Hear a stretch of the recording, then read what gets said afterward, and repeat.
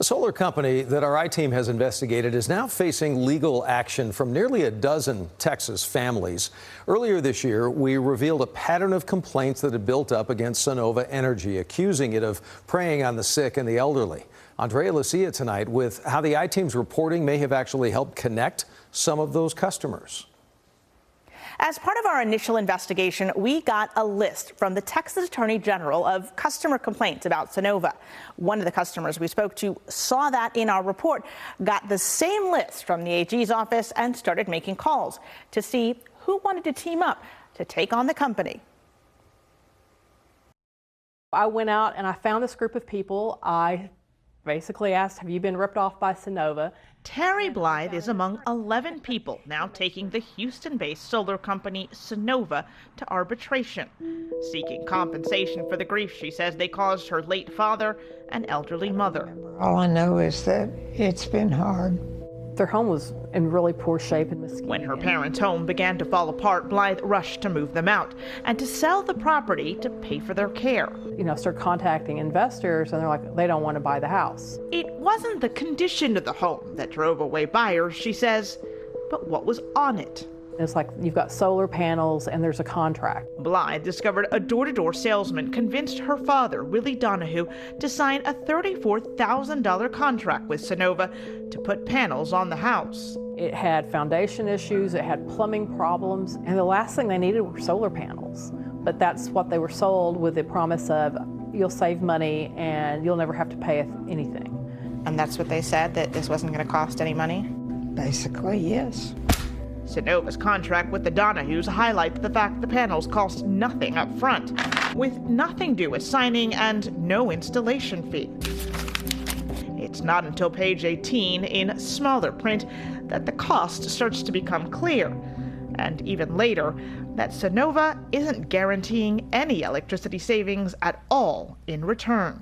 In a statement to the I-team, Sunnova said, while we cannot discuss the specifics of these customer issues, we can confirm Willie Donahue's issue was previously resolved. Blythe, though, says Sunnova did nothing to help. Instead, she says it took cutting the price of the house by more than $30,000, the value of the Sunnova contract, to finally sell it to an investor, costing the family money she says her mother now needs. We need this to take care of her, and she needs it back. We first told you about Sunnova last February after discovering a pattern of complaint that the company was signing customers who were blind, deaf, elderly, suffering from dementia, or didn't speak English into long-term predatory loans that they lacked the ability to fully understand. People like William Hampton, who apparently agreed to purchase $60,000 worth of solar panels on his deathbed. He had stage 4 liver disease, and they gave him less than 6 months to live. The company canceled Hampton's contract after we shared his story, but not those of others we featured. It was a 25-year contract that an 86-year-old man signed who couldn't even sign his own name. And you shouldn't have to do 1,000 stories on 1,000 individuals to make a company do what's right. Blythe began to retrace our steps to track down the other customers. I wanted to find people who'd been hurt. Jay Fannin, for example, in Hearst. I was not prepared for higher electricity bills with solar panels than I did without. Every time I've reached out and tried to get correction to the problem, it just basically comes down to you signed a contract. And Alexandra Umstad and Richard Petrus in Tarrant County. They pulled a bait and switch. They changed the production guarantee. We were sold these solar panels under false pretenses and with an extremely predatory loan that there's no good way of getting out of. Blythe also found an attorney willing to take their case against Sunnova. They just want to, close their eyes and close their mouth, hear no evil, see no evil. Oh, I didn't do anything wrong. Well, no, you did, and we're going after you. Mark Alexander believes the company's practices violate several laws. The Deceptive Trade Practices Act. Also, there's what they call breach of warranties, and also fraud. Are you really kind of attacking them on all fronts? All fronts. All fronts. You want to have as many bullets in your gun as you can. Like many companies, though, Sunnova's contracts include a clause to keep customers from suing.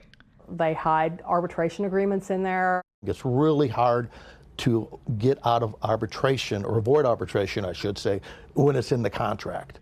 The arbitration process, he says, is quicker, more favorable to companies, and, unlike a trial, keeps disputes under wrap.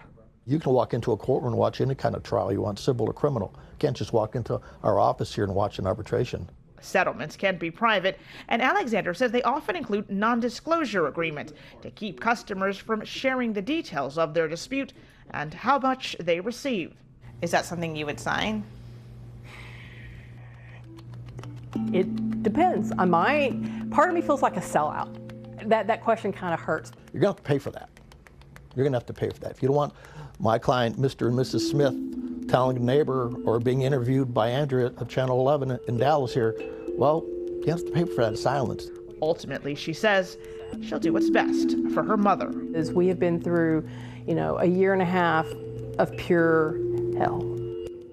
In a statement, Sunnova told the I-Team, quote, "Nothing is more important to us as a company than customer service," and that Sunnova has strong customer service ratings across leading third-party sites. For the record, the I-Team has found pretty mixed ratings for Sunnova online. The Better Business Bureau gives it a C grade. Solar Reviews gives it a 2.2 out of 5. Energy Sage did give it a 5. Whatever company you use for solar or otherwise, though, taking the time to read those reviews is always a good idea. So talk to us about the arbitration side of things. How long is that going to take, and when could we maybe expect an update on that? Well, Alexander says one advantage of arbitration is that it is a quicker process. He estimates it'll be over in a matter of months.